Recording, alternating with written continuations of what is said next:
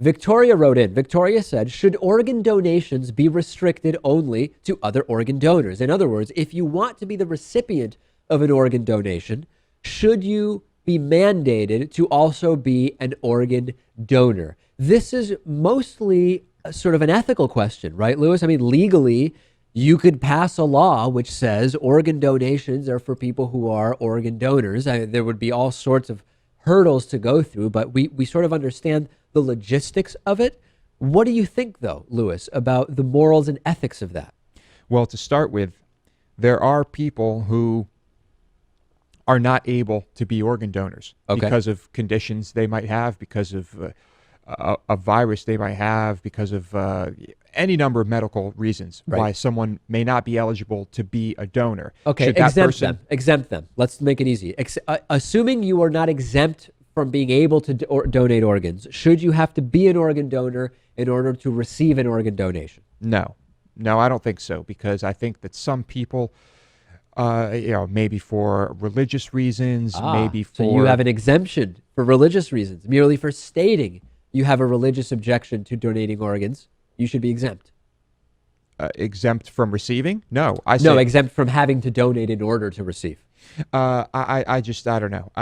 It's ultimately, even though I don't believe there's an afterlife, or when you're gone, you're gone. Okay. Still, as far as the family goes and the individual, they might just kind of want to keep things intact. They might want to go through the process that we're used to when you die. And so I don't think that should disqualify you for something that may extend your life or save your life if you at a very young age. You might even be so young that it's not even, you're not even eligible to be a donor yet, or it hasn't even come up. Well, your parents can decide. Or something like that. Yeah, but what if they don't?